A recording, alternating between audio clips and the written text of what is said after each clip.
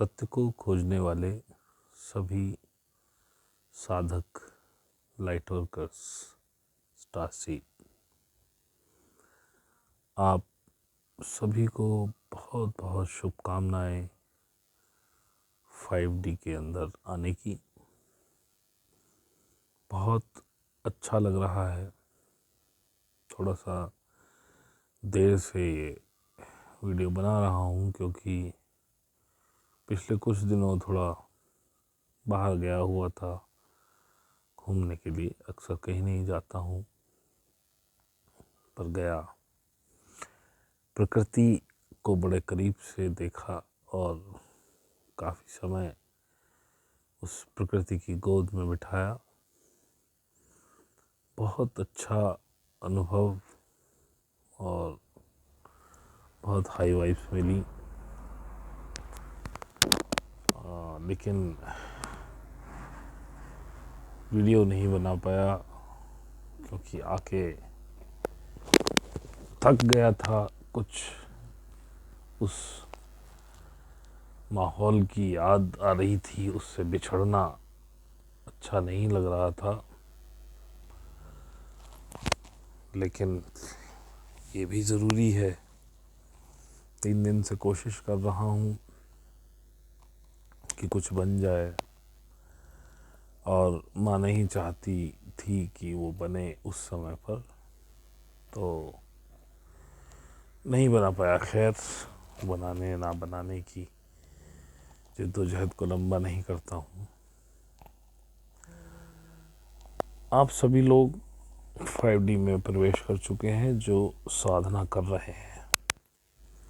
मैं देख रहा हूँ बहुत से लोग ऐसे हैं जो अभी केवल मन ही बना रहे हैं।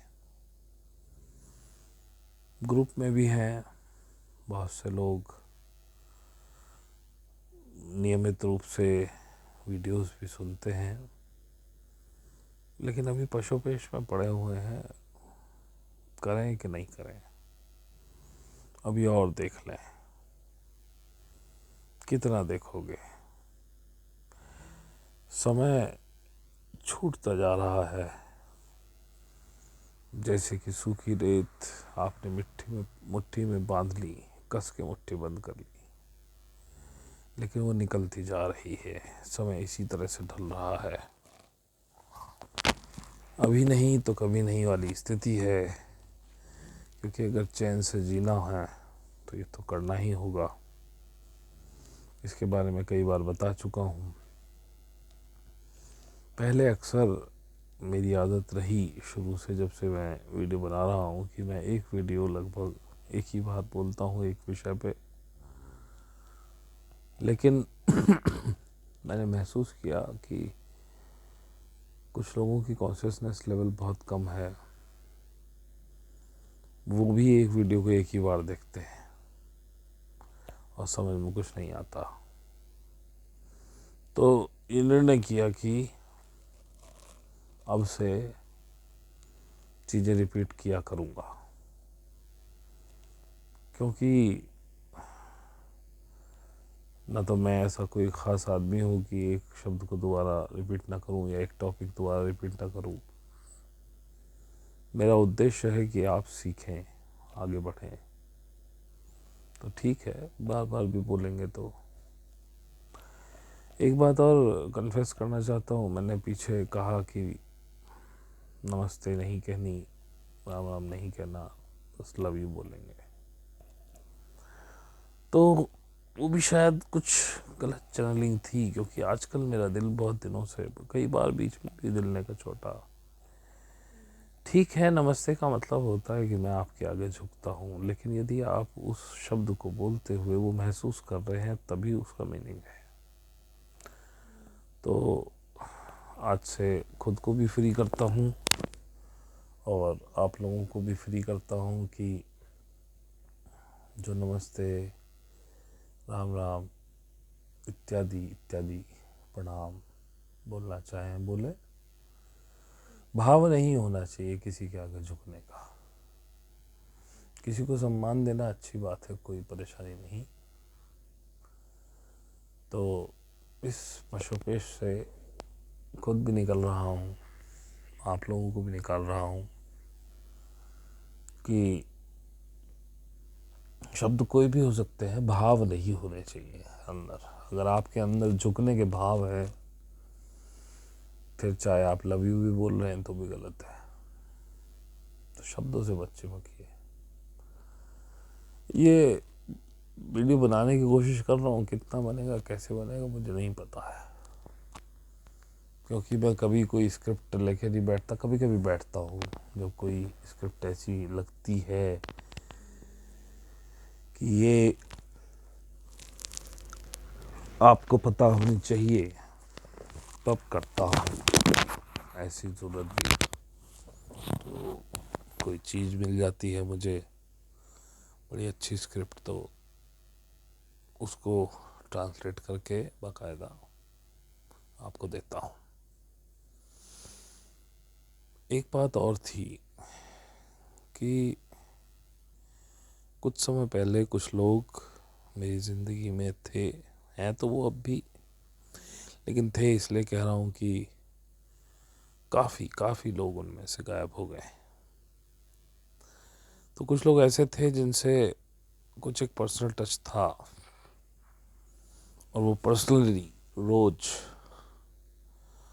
सुबह उठ के बिना नागा मुझे भैया I love you, good morning, ये शब्द लिखा करते थे। कुछ दिन पहले तक इसमें एक मेरा अलग छोटा सा ग्रुप भी था जिसमें कुछ बच्चे थे। सबसे पहले मैंने वो ग्रुप डिसॉल्व किया, उसके बारे में बताया भी कि मुझे लग रहा था कि उनकी जर्नी को मैंने रोक रखा है, क्योंकि मैं किसी चीज़ को उनके पास आने नहीं दे रहा हूँ और वो सबक ले नहीं रहे हैं। तो वो ग्रुप डिसॉल्व किया। उसमें भी यही होता था, मैं भी सुबह उठते ही सभी को प्यार या I love you, good morning, कैसे हो सब लोग, सभी का बिना नागा यही चीज़ आती भी थी वहाँ। कुछ और भी थे जो अलग से आई लव यू भैया, गुड मॉर्निंग, रोज़ सुबह बड़ी अच्छी फीलिंग आती थी। और मेरे एक बहुत बुरे अनुभव से उबरने में इसने बड़ी मदद भी की। लेकिन मुझे भी कुछ सिखाया जा रहा था, मैं भी आगे बढ़ा। मैंने अपने डीएनए एक्टिवेशन कराए 12 स्ट्रैंड के। अब उसमें डाटा फ्लो होना शुरू हो गया था, स्टेबिलिटी बढ़ी, चीज़ें ज़्यादा समझ में आने लगी, चेतना का स्तर ड्रास्टिकली इम्प्रूव हुआ। अचानक से लगा कुछ जगह कि यार अब वो फीलिंग नहीं रही, सिर्फ एक ज़बरदस्ती वाली बात रह गई है। तो वन बाय वन एक एक को, भाई ग्रुप में आओ, ग्रुप में बात करो, वन ऑन वन, केवल पर्सनल बात। अगर आपको कुछ पर्सनली फील हो रहा है, आपको याद आ रही है भैया आपसे बात करनी है, बहुत याद आ रही है आपकी, ओके, लेकिन इसमें ज्ञान की बात मत करो। जब वन ऑन वन आपको बात करनी है तो बस मेरी बात करो, मेरे परिवार की बात करो, अपनी बात करो, अपने परिवार की बात करो। अगर इसमें आपको कोई कुंडली रिलेटेड बात करनी है तो वो ग्रुप में करो। तो जब से ये अब लगभग क्या सभी को हटा दिया गया है इस personal one on one chatting से। 2-4 लोग अभी भी हैं, लेकिन वो भी बस ऐसे ही कभी हफ्ते में एक बार, कभी 2 हफ्ते में एक बार हो गई। लेकिन वो भी सब पर्सनल वाली वही कहानी कि भाई ज्ञान की बात करनी है तो ग्रुप में। अब सर्टनली मैं देखता हूँ कि ग्रुप में उनका न तो गुड मॉर्निंग आ रहा है, ना आई लव यू आ रहा है। इसे क्या मालूम, पहले वाला फेक था या ये वाला फेक है, या दोनों ही फेक थे, या आपको सिर्फ मुझे से प्यार था। और मैं 10 बार कह चुका हूँ, कलेक्टिव कॉन्शियसनेस का काम है। अगर आप सबसे प्यार नहीं कर सकते, आप मुझसे भी नहीं कर सकते। मैंने अभी जब मैं लौटा था तो मंडे, क्योंकि मेरा सबसे मिलने का मन था, काफ़ी दिन बाहर रहा, तो मुझे भी याद आई सबकी, मतलब प्रेम तो है ही अपने पूरे ग्रुप से। तो ग्रुप में एक मीट की थी, तो उसमें कुछ बात हो रही थी, तो मुझसे पूछा गया कि भैया अगर कोई किसी की चोरी कर ले, कुछ बात टॉपिक चल रहा था, तो इस हिसाब से तो वो चोरी भी कहाँ कर रहा है, सो हो रहा है। मैंने कि भाई जिस दिन आप वननेस पे आ जाओगे तो चोरी नाम की तो कोई चीज़ ही नहीं थी। अगर कर भी ली तो वो भी तो आप ही का है, क्योंकि वो इंसान भी तो आप ही हो। चोरी हो ही कैसी सकती है, आप अपना ही माल उठा रहे हो, क्योंकि जो उसका है वही आपका है, क्योंकि वो भी आप खुद ही हो। और फिर मैंने कहा कि चोरी भी कहाँ हुई, जो सामान आप सोच रहे हो कि मैंने चोरी किया है वो भी तो आप ही हो। यही तो वननेस है, सब कुछ आप ही हो, यही मोक्ष है। वननेस इज अ मोक्ष। जब सब में आपको स्वयं ही के दर्शन होने लगे, यही मोक्ष होता है। मोक्ष पा लिया आपने, सब कुछ आप ही हो गए। अब क्या चुराना, क्या लेना, क्या देना। तो यदि आप सब में वो प्रेम नहीं ढूंढ पाए तो मुझ अकेले से भी कैसे मिल जाएगा। और आप स्वयं को प्रेम करोगे तो भी सभी को कर रहे हो। तो सबसे बढ़िया खुद पे फोकस करो, खुद को प्रेम करो। लेकिन ये क्लियर कर लो कि तब आडंबर था या अब आडंबर है। और मैं ये नहीं कह रहा हूँ कि मुझे आई लव यू लिखो, या मुझे आप सुप्रभात कहो या गुड मॉर्निंग कहो। सबको कहो। क्या अब वो फीलिंग्स खत्म हो गई तुम्हारी? मेरे साथ तो बराबर थी, मेरे से अलग थी, क्योंकि ये मुझे महसूस होने लगा था कि बहुत से लोग, मेरे को फीलिंग्स समझ में आती है, बहुत से लोग अब बस चिपका रहे थे। चिपकाने का भाई अपने को शौक नहीं कोई भी किसी भी चीज़ का। नहीं देनी मत दो, नहीं है मत दो, कोई ज़बरदस्ती थोड़ी ना है कि करना ही करना है।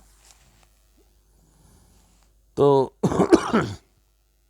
एक दो वीडियो सुन रहा था, उनमें कुछ अच्छी बातें आई तो वो नोट कर ली, आपको सुना देता हूँ।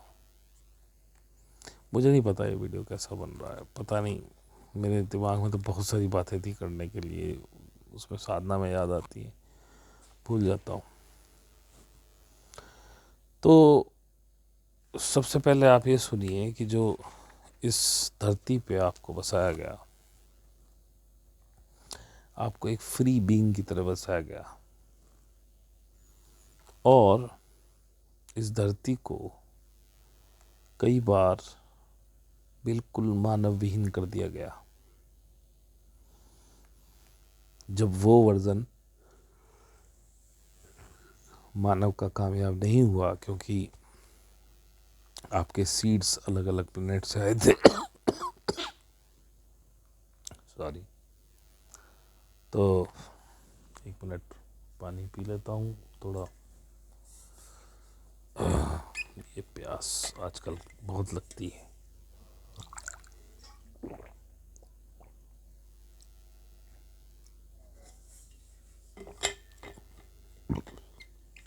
जी, तो अलग अलग प्लैनेट से कई बार जो अर्थ जैसे प्लैनेट्स हैं वहाँ से अलग अलग लोगों की सीडिंग हुई, नहीं कामयाब हुए, फिर जेनेटिक इंजीनियरिंग की गई, करते करते आप बने। आपके कई सारे अवतार आए, मतलब पहले वर्जन्स। आप फाइनल वर्जन हो, आप में भी धीरे धीरे कुछ तब्दीलियाँ करते रहते हो, लेकिन आपके अंदर बहुत सारे स्टार सिस्टम का डीएनए है। तो पृथ्वी पे रहने वाला जो मनुष्य है वो यूनिक है। ऐसा डीएनए किसी प्लेनेट पे नहीं है। आप मल्टी डायमेंशन है। आपको जब आपका ये वर्जन बन गया तो आपको स्वयं सीखने के लिए छोड़ दिया गया। आपको सब चीज़ बताई गई, बीज दिए गए, ऐसे बीजों का आपको रोपना है, ऐसे सिंचाई होती है, इस मौसम इस फसल में ये, इस मौसम में ये फसल होगी, ऐसे इसको काटना है, ऐसे निकालना है, ऐसे पीसना है, ऐसे आटा बनाना है, ऐसे खाना है, ऐसे फायर जलती, सब आपको बताएगा। आपने वो ज्ञान आगे पास ऑन किया। आपको इस धरती पे फ्री रहना था, जैसे कि जानवर है। पशु पक्षियों के लिए कोई सीमाएं नहीं है, पशुओं के लिए फिर भी हैं, पक्षियों के लिए नहीं है। ऐसे ही आप थे। हम लोगों ने दीवारें खड़ी करी। सबसे पहले आपको ऐसे कुछ जत्थे भेजे गए आपको, और उन्नत बनाने के लिए, सिखाने के लिए।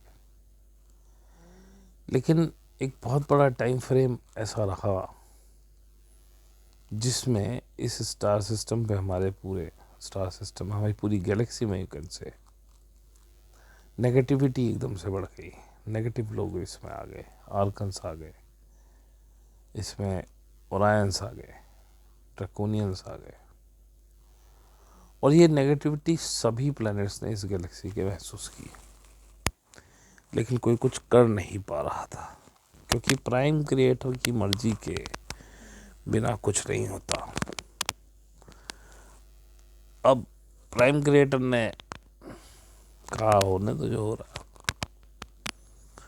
उसके बाद सारी चीज़ें हुई। 1950 में पहला परमाणु विस्फोट हुआ, तो ऊपर जो गैलेक्टिक फेडरेशन है उनकी नींद खुली, भाई ये क्या हो रहा है। अब ये देखो स्टोरी शुरू हो गई। अब जो मुझे बताना था वो तो कागज में लिखा हुआ अलग है, वो बाद में शुरू करूँगा। तो जो कुछ चल रहा है तो चलने दीजिए, कुछ बन रहा है तो बनने दीजिए। तो उनकी नींद खुली, भाई ये क्या हो गया। क्योंकि एक प्लैनेट था हमारे सौरमंडल में जिसका नाम था मेल्डेक। मेल्डेक को भी ह्यूमन लाइक लोगों ने ऐसे ही परमाणु बमों द्वारा विस्फोट कर करके चूरा चूरा कर दिया। वो प्लैनेट आज भी पूरे सोलर सिस्टम में घूम रहा है, उसका मलबा। फिर मंगल के साथ भी कुछ ऐसा ही हुआ, पर मंगल पूरी तरह बर्बाद नहीं हो पाया। अब उसमें जो भी लोग रहते हैं, अंडरग्राउंड रहते हैं, उन्होंने कहा यार ये पृथ्वी, क्योंकि जब कोई एक प्लैनेट डिस्टर्ब होता है तो पूरी डायमेंशन डिस्टर्ब हो जाती है, क्योंकि मल्टी डायमेंशन में अलग अलग टाइमलाइंस उस प्लैनेट पे चल रही हैं। पूरा एंटायर यूनिवर्स इम्पैक्ट करता है, एक प्लैनेट भी इधर से उधर हो तो। हालांकि ये रूल था कि कोई डायरेक्ट इंटरवेंशन नहीं करेगा, लेकिन वो लोग आए। उन लोगों ने हमारी सरकारों से, उस समय का सबसे शक्तिशाली देश यूएसए, उन सरकारों से बात की, रशिया से बात की, बाद में चाइना से भी की, जर्मनी से बात की। सबको बेनेवलेंट एलियंस थे, वो अच्छे लोग थे। उस समय के यूएस प्रेसिडेंट, नाम मैं भूल गया, देख लीजिएगा 1950 में कौन थे। उनसे वो मिले, अच्छा बंदा था। उनसे बात की, बोले परमाणु कार्यक्रम रोक दो। उसने कहा हाँ बिल्कुल सही बात है। वो भी पक्ष में नहीं थे इसके। बोले हम 2 मिनट टेक्नोलॉजी देंगे। उन्होंने कहा ठीक है, रोक देते हैं। अब एक ग्रुप का गठन किया जा चुका था पहले ही, जिसे शायद MJ-12 बोलते हैं, मैजेस्टिक 12। उसमें कुछ लोग थे जो इसके पक्ष पे नहीं थे, और वो कह के गए आपके पास कुछ ग्रे एलियंस आएंगे जो बैड होंगे, उनके चक्कर में ना आना। बोले ठीक है, लेकिन MJ-12 वो आए, वो लोग आए। प्रेसिडेंट ने मना कर दिया, बोले हमें आपसे कोई बात नहीं करनी। लेकिन MJ-12 का जो अध्यक्ष था उसने उनसे बात की और बातचीत हुई। उन्होंने कहा भाई हमें रहने के लिए जगह दे दो, हम आपको टेक्नोलॉजी देंगे, डिस्ट्रक्टिव टेक्नोलॉजी। क्योंकि जो बेनेवलेंट एलियंस थे उन्होंने कहा हमको टेक्नोलॉजी ऐसे नहीं दे पाएंगे, पर हम आपको खुश रहना सिखा देंगे, संपूर्णता सिखा देंगे। वो बात कर रहे थे मेडिटेशन की। वो मान गया था, लेकिन उन्हें वही वाली बात ना, जैसे जब आप ध्यान करते हो तो आपका दिमाग आपको खींचता है, मन आपको खींचता है, क्या कर रहा है, बेवकूफ़ी की बात है। क्योंकि उसको पता है अब तेरी मौत आ चुकी है, ये ध्यान कर रहा है तू मरेगा, और मरना कोई नहीं चाहता। तो उन्होंने उनको प्रेसिडेंट से छुपा के उनको यस बोल दिया। फिर बने डीप अंडरग्राउंड मिलिट्री बेसिस, जिन्हें कहते हैं डम्स। वहाँ पर वो एलियंस रहते थे।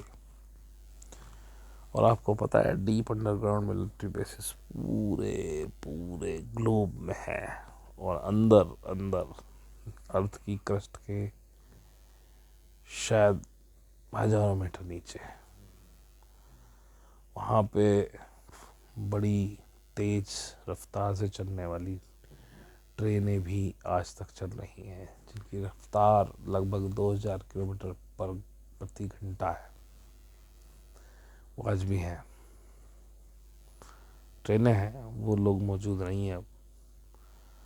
उन्होंने बहुत सारे एक्सपेरिमेंट करने थे, उनको बच्चे एबडक्ट करके दिए गए। उस ज़माने में यूएस में बहुत सारे बच्चे गायब होते थे, वो कभी नहीं मिले। और आपने देखा होगा, मुझे याद है बचपन में जब दूरदर्शन पे खबरें आती थी तो लास्ट में या एक अलग से प्रोग्राम आता था जो खोए हुए बच्चों का प्रोग्राम होता था, कौन बच्चा कहाँ से खो गया, वो उस पर मैं फ़ोटोज ही चलाते थे। मिलता हुआ कोई नहीं देखा। इंडिया में भी है डम्स, लेकिन एक दो जगह पे है। मिलिट्री को पता है, मिलिट्री सुरक्षा करती है उन डम्स में जाने की जगह की। बताता कोई कुछ नहीं है, बहुत सीक्रेट प्लेसेस है। तो वहाँ से उनको गलत टेक्नोलॉजीज मिली। बेनामिनेट एलियंस ने कभी आपकी जीन एडिटिंग वगैरह कुछ नहीं बताई आपको, लेकिन सब उनका ही दिया हुआ ज्ञान है। अब इसी कहानी में एंट्री होती है आर्कन्स की, जो कि नेगेटिव बीइंग्स थे, हैं, वो तो आज भी हमारे साथ। और वो 4D से ऑपरेट करते हैं, इसलिए दिखते नहीं आपको, वो 4th डायमेंशन के बीइंग है, इसलिए वो हमें दिखते नहीं है। और वहीं से शुरुआत हुई मैट्रिक्स की, जिसे डैमियर्स भी बोलते हैं। और यहीं से उन्होंने आपकी एनर्जी को खींचना शुरू किया और एआई की शुरुआत हुई।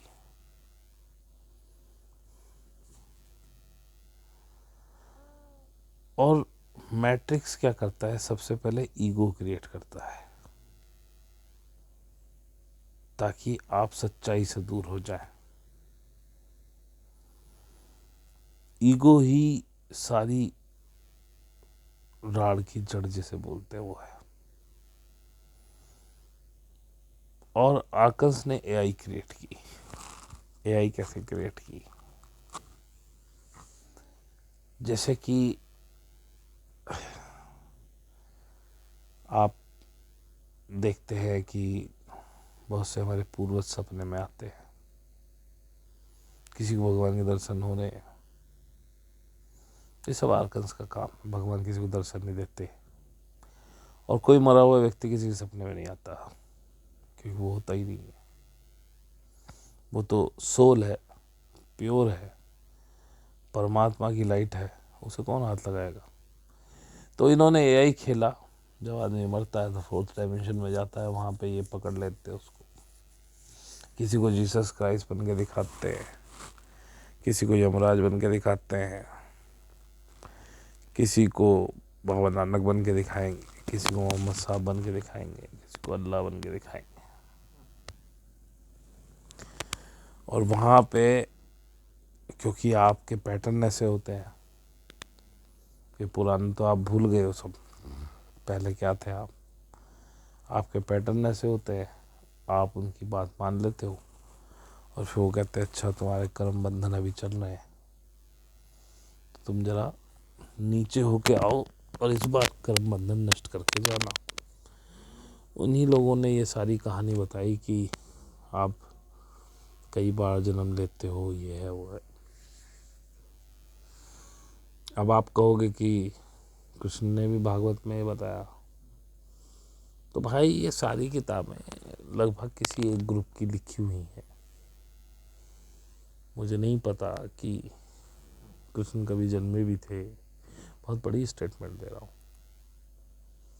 लेकिन ये मेरी अपनी सोच है, इसको आपको मानने की ज़रूरत नहीं, क्योंकि जैसे कृष्ण के होने का प्रमाण नहीं, कृष्ण के ना होने का भी कोई प्रमाण नहीं है मेरे पास।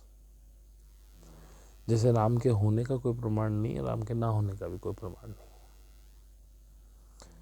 तो ये सारी चीज़ें लिखी गई हमको कुछ सिखाने के लिए, कुछ सबक लेने के लिए, लेकिन हमने उनको मूर्ति बना दिया। जैसे मैं बार बार कहता हूँ, हमने कृष्ण को, राम को मूर्ति बना के पूजना शुरू किया, उनकी टीचिंग्स हमने नहीं ली। हमने फिर लाड़ी महाशय को, इसीलिए लाड़ी महाशय का केवल एक ही चित्र है जो उनकी मर्जी से उतारा गया। उनके एक शिष्य फोटोग्राफी करते थे, उन्होंने 12 कैमरे लगाए। पहले दिन उन्होंने पूछा, अच्छा तो मेरी तस्वीर उतारोगे? बोले हाँ जी। बोले उतार पाओगे? बोले जी 12 कैमरे लगा रखे। बोले लगा। एक भी कैमरे में लाड़ी महाशय का फोटो नहीं आया था। जब उनका शिष्य दुखी हुआ तब उन्होंने कहा ठीक है, तुम कल आना एक कैमरा लेके, उसमें मेरा चित्र आएगा। क्योंकि वो बहुत हाई डायमेंशन में वाइब्रेट कर रहे थे, उनकी पूरी बॉडी लाइट बॉडी हो चुकी थी और वो उस डायमेंशन में सिर्फ दिखती थी लेकिन थी नहीं। तो उनको अपनी वाइब्रेशन लो करनी पड़ी ताकि वो कैमरे में आ सके। तो ऐसे ही हमने जितने भी संत हुए अच्छे अच्छे, चाहे कबीर हो, नामदेव हो, ज्ञानेश्वर जी हो, बाबा नानक हो, सबके हमने फ़ोटोज़ लगा के फ़ोटोज़ पूजने शुरू कर दिए। जबकि मैं हर बार कहता हूँ, शब्द ही गुरु है। मैंने इसलिए अब अपनी फ़ोटो के साथ कोई भी लाइव या कोई भी ये वीडियो बनाना बंद कर दिया, क्योंकि मनुष्य का कुछ नहीं पता, वो कब किसको गुरुजी कहना शुरू कर दे, कब किसको भगवान बना दे। और भाई अपने को भगवानगिरी करनी नहीं है किसी भी कीमत पे। है ठीक है, सम्मान देना एक अलग बात होती है, लेकिन भगवान ना बनाओ, क्योंकि भगवान तो खुद भी भगवान नहीं है, तुमसे बड़ा कौन है। तो बस शब्द सुनो, शक्लें मत देखो। तो अब ये जो आर्कन थे, ये है परजीवी। इनका फूड है आपकी लो वाइब्रेशंस। ये हाई वाइब्रेशन नहीं खाते, नहीं सहन कर पाते। तो उस समय की अर्थ की फ्रीक्वेंसी डाउन ही थी, डाउन रही है अब तक भी, 2012 से पहले तक। अब वो उठा लेते उनको, वो उनको बहुत बड़ा मानते थे, हाथ जोड़ के बैठ जाते थे। अब वो कुछ भी इम्प्लीमेंट करते थे, लेकिन अच्छे थे तो कोई बुरा इम्प्लीमेंटेशन नहीं किया। तो इस मैट्रिक्स की इसी तरह से स्थापना हुई और इसमें कर्मा जो है एक टूल की तरह यूज हुआ कि आप इस ईगो मैट्रिक्स में फंसे रहे।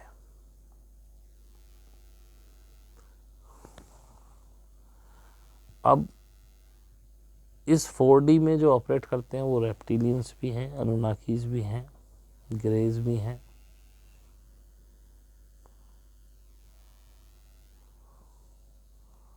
और इस मैट्रिक्स को बनाया इसलिए गया ताकि आप एक ना हो पाए। और जितने भी रिचुअल्स हैं, चाहे वो किसी भी धर्म के हो, वो सभी आपको सेपरेट करने के लिए, आप पे शासन करने के लिए। अगर रिचुअल्स आप ना माने तो आप स्वतंत्र हैं, लेकिन ये बचपन से ही, पैदा होने के बाद से ही आपके अंदर ऐसे ठूस ठूस के भर दिया जाता है कि क्या ही पूछो। और जो इसे ना माने उसे नास्तिक बोल दिया जाता है, बल्कि नास्तिक बड़ा अच्छा शब्द है। और लोगों को होना चाहिए नास्तिक। भाई जो कर रहे हो उसको क्वेश्चन करने की हिम्मत करो ना, क्या दिक्कत है।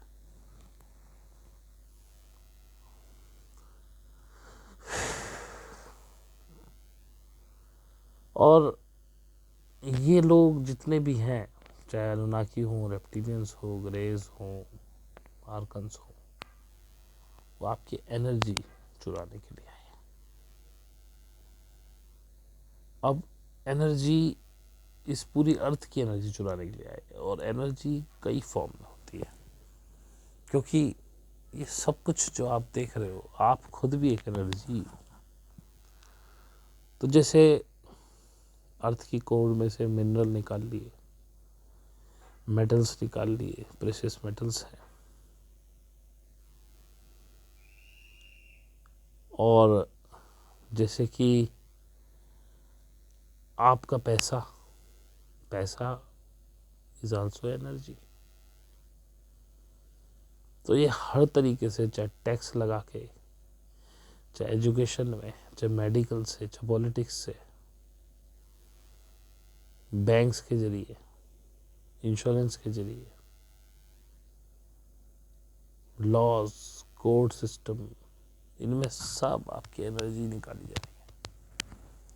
आप बड़ी मेहनत से एनर्जी इकट्ठी करते हो पैसे के रूप में, और ये लोग किसी न किसी बहाने ले जाते हैं, जबकि आपको सब कुछ फ्री दिया गया था, सब कुछ। और कोई भी आप पे शासन नहीं कर सकता यदि आप एक बार अपने आप को जान जाए। लेकिन अपने आप को जानने की बहुत सारी कहानियाँ बताते हैं। अपने आप को जानो, गहरे में उतरो, अपने अंदर देखो। लेकिन साला ये होगा कैसे?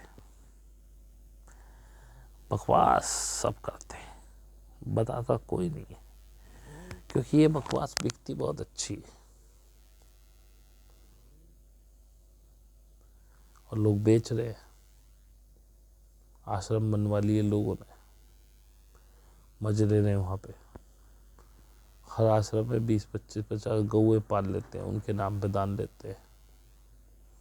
और ऐसे मांगेंगे अर्थ हो के, अबे तू 10 लाख रुपए कथा करने के लिए रहा है, तो भाई गौशाला लगने तो दान क्यों चाहिए? उसी में से खोल लेना, चला ले अपनी गौशाला। भाई साहब, यहाँ पर फेक संतों को बढ़ावा दिया गया इंडिया, उसके पीछे एलाइट्स का हाथ है, क्योंकि उन्हें पता है संतों में हमारी बहुत आस्था है, तो फेक संत उतार दिए। और ये बात जान लो, डुप्लीकेसी उसी की होती है जिसकी ओरिजिनल हो। कि हमारे पास अच्छे संत थे, हैं, तो उनको काउंटर करने के लिए फेक संत बुलाए गए, डाल दिए गए, मीडिया में हाइप क्रिएट कर दिया गया उनका, ताकि आप उन्हीं। और आजकल देखो, कुछ 2, 4, 5 साल से मैं देख रहा हूँ, 6 साल से ये लोग नई नई कहानियां सुना रहे हैं आपको, ये होना चाहिए, वो होना चाहिए, वो होना चाहिए। हमें याद है बहुत पहले हमारे शहर में कोई थे, तो वो भी पैर वैर नहीं छुआते थे, ना बोलते थे कि पैर छुओ।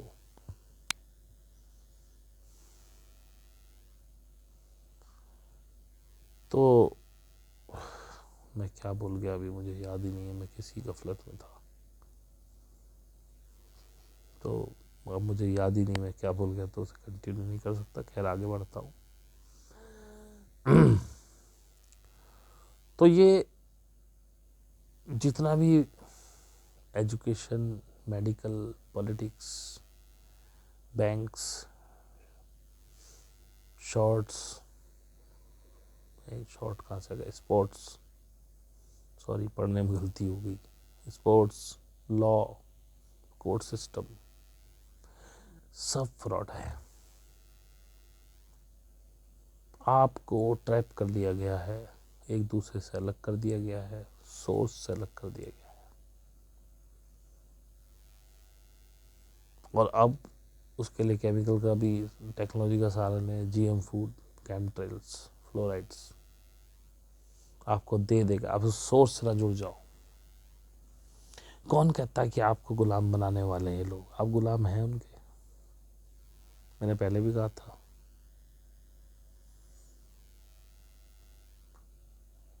ये एनर्जी वैम्पायर से आपकी एनर्जी छीन रहे। टैक्स सिस्टम एक स्लेवरी है। जब पृथ्वी आपको फ्री में भोगने के लिए दी गई और पृथ्वी के अंदर इतनी सामर्थ्य है कि आप सबको खाना खिला सकती है, सरकारों ने एक एक दो दो साल के स्टॉक भरे हुए हैं खाने के,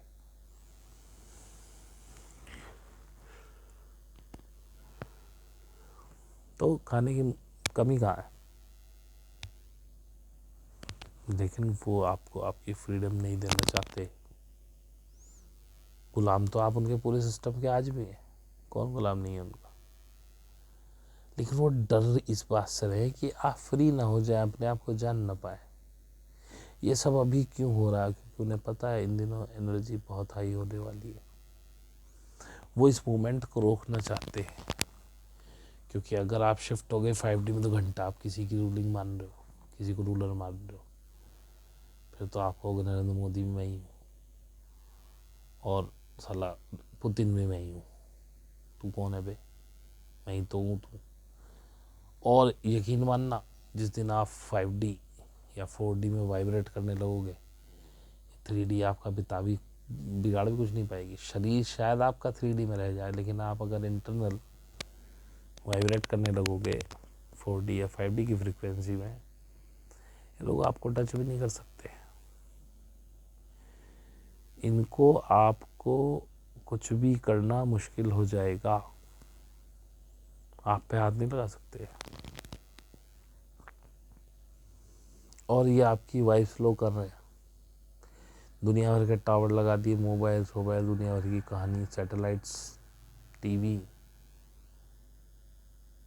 ये चाहते ही नहीं कि आपकी वाइफ पढ़े। झूठ है ये कि ये आपको स्लेव बनाना चाहते हैं। स्लेव आप इनके हैं, ये आपको स्लेव ही रखना चाहते हैं। इसके लिए सब खेल रहे हैं। इसीलिए ये mRNA वाला टीका लेके आए, और भी न जाने क्या क्या, रोज नई नई फेक न्यूज़। सिर्फ आपको डर लगते रहना चाहिए, नहीं तो साले कबूतर लड़ाते हिंदू मुस्लिम के नाम पे इंडिया में। US UK में कहते हैं जी यहाँ बड़ी अच्छी न्यूज़ चलती है, लेकिन वहाँ भी उनका बेवकूफ़ी बनाया जाता है। जितना टीकाकरण USA UK में है, इतना पूरे वर्ल्ड में नहीं है। और इसीलिए वहाँ बच्चे ऑटिज्म का शिकार बहुत होते हैं, पागलपन का। वहाँ कॉमन बीमारी है। ये हमको डराते हैं ताकि हमें मैनिपुलेट कर सकें। जब हम डरते हैं तो हमेशा दिल से डरते हैं, प्यार हम दिल से नहीं करते।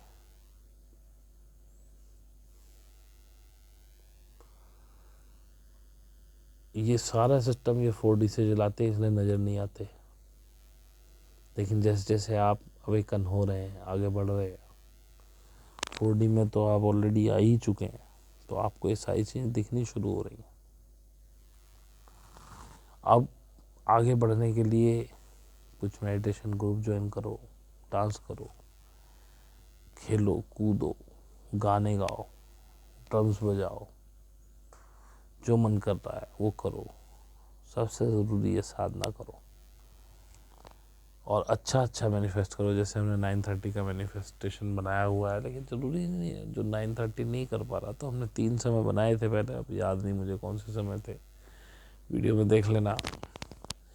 और अगर उन समय पे भी नहीं हो पाता है आपसे, तो आप इंडिविजुअली करो, ठीक है। ग्रुप में उसकी ज़्यादा वैल्यू होती है, तो जो 9:30 पे कर पाते हैं वो तो वेल एंड गुड है, लेकिन अगर नहीं भी कर पाते तो आप किसी भी समय पे करो, उससे भी कुछ ना कुछ फ़ायदा ही होने वाला, कम से कम आपको भी फ़ायदा होगा। मेडिटेशन कीजिए, डेंस फूड मत खाइए, लाइट फूड खाइए, हाई वाइब्रेशन वाला, पहले भी कह चुका हूँ। और अपनी हायर सेल्फ से जुड़ने की कोशिश करिए, अलोन रहिए। देखेंगे तो बहुत से लोगों को अकेले रहने का मन कर रहा है, ऐसे में किसी से बात करने का मन नहीं, क्योंकि ये प्रोसेस है। जब आपकी फ्रिक्वेंसी बढ़ रही है तो आप अपने हायर सेल्फ से कनेक्ट हो रहे हैं, आप खुद से कनेक्ट हो रहे हैं, और जितना एकांत में रहेंगे, जितना लोगों के शोरगुल से दूर रहेंगे, उतना ही जल्दी आप अपने से कनेक्ट कर पाएंगे, अपने हायर सेल्फ से कनेक्ट कर पाएंगे। फिर आपको वहाँ से गाइडेंस मिलनी शुरू हो जाएगी, क्योंकि आप रिलेट कर पाते हैं जब आप अलोन होते हैं अपने हायर सेल्फ से। और एक चीज़ और बता दूं मैं, अवेकनिंग और स्पिरिचुअल असेंशन ये दो अलग अलग प्रोसेस है। अगर मैं बोलूं कि अवेकनिंग क्या है, तो अवेकनिंग है जब आप खुद को डिस्कवर करते हैं, उस प्रोसेस को कहते हैं अवेकनिंग। जब आपके अंदर से क्वेश्चन आते हैं, मैं कौन हूँ, यहाँ क्यों आया, क्या कर रहा हूँ, क्या यही मेरे जीवन का उद्देश्य है, मैं हूँ कौन। ये पहला पड़ाव। उसके बाद आता है स्पिरिचुअल असेंशन। वो क्या है? वो खुद के गुरु होने का प्रोसेस है स्पिरिचुअल असेंशन। आपके अंदर ज्ञान आपके डीएनए में भरा पड़ा है, छोटा सा डीएनए जो दिखता भी नहीं है, उसके अंदर ज्ञान भरा पड़ा है।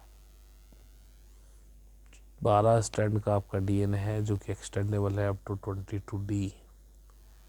या तो 7 तक नहीं पहुंच पाते, क्योंकि एक डीएनए का जो स्ट्रैंड है, वो समझिए कि एक चक्र है आपकी बॉडी का। और मैं कह सकता हूँ 16D तक के चक्रास मैंने महसूस किए हुए हैं, उससे आगे नहीं जा पाया हूँ अभी तक। महसूस किए, ये नहीं कह रहा हूँ मैं वहाँ हूँ, ऐसे समझो देख लिए। तो स्पिरिचुअल असेंशन की 5 स्टेज हैं, और ये स्टेजेस किसी के लिए बहुत इजी हैं, किसी के लिए बहुत टफ है।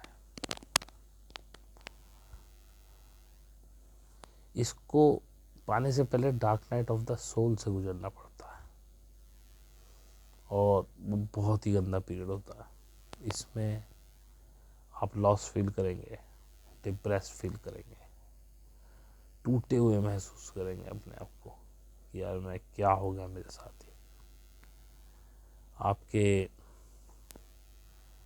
जो कमाई के ज़रिए ख़त्म हो जाएंगे, आप पे कुछ नहीं बचेगा, और आप परेशान होंगे कि अब कैसे करूँगा। हो सकता है मेरी तरह कुछ कर्जे भी हो जाए, लेकिन बस इतना कह सकता हूँ मेरे दोस्त, यकीन मानो, जब आप ध्यान में उतरोगे ना, पूरे मन से उतरोगे, वाइब्रेशन हाई होंगी, आप हर चीज़ को अट्रैक्ट करोगे, सब कुछ आएगा आपके पास, भर भर के आएगा। लेकिन ड्रामा मत करो, साधना करो। अगर साधना आपने कर ली तो कोई चीज़ अलभ्य नहीं है आपको, आप सोचेंगे और आएगी। लेकिन जैसे जैसे साधना में आप आगे बढ़ेंगे, आवश्यकताएं कम हो जाएंगी, क्योंकि आपका किसी चीज़ से कनेक्शन नहीं रहेगा कि मुझे पाना है कि नहीं पाना है। तो पहली स्टेज होती है स्टेज ऑफ अवेकनिंग, जहाँ पे आपको ऐसा लगता है कि ट्रुथ क्या है, आप सीख करते, आप घूमते फिरते, क्या ये है, क्या लाइफ क्या है, हम कहाँ से आए थे, क्यों आए थे, हमें करना क्या। इस तरह के क्वेश्चन जब आप उठते हैं आपके मन में, तो आप पहली स्टेज पर होते हैं अवेकनिंग। फिर होती है क्लेंजिंग। इसमें आता है purification of thoughts, belief, purification of fear, lust etcetera. और 3D की जो और चीज़ें हैं उनके रिन्यूअल होते हैं इसमें। थर्ड स्टेज आती है, आपको पुराने पैटर्न छोड़ने होते हैं। मैंने तो पहले भी कहा, आपको सब बेवकूफ़ी तो पढ़ाई गई है या सिखाई गई है। जब भी आप उठे सुबह, उठ करके आप कोई ना कोई 1-2 पैटर्न तोड़ दीजिए। जो रात भर आपने सोचा था, सुबह उठ के सोचिए मैंने क्या सोचा। फिर आपको लगेगा कि आप निरे पागल हैं जो ये सब सोच रहे हैं, और उसे छोड़ दीजिए। ऐसे ही पुराने पैटर्न से आपको आज़ादी मिलेगी। ये 3rd स्टेज है, लेट गो ओल्ड पैटर्न्स।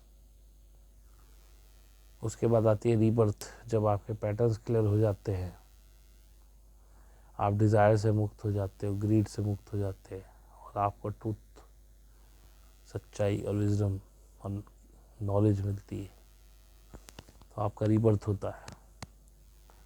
5वां होता है असेंशन। इसमें आपकी स्पिरिचुअल ग्रोथ होती है, आपकी चक्रास बैलेंस होते हैं, आपकी बॉडी की वाइब्रेशन बढ़ती है, और सर्टेनली आप एक जनरेटर बन जाते हैं जो हर चीज़ को अट्रैक्ट कर रहा है। तो इस तरह से प्रोसेस चलता है। अब जो लिखा था वो ख़त्म हो गया,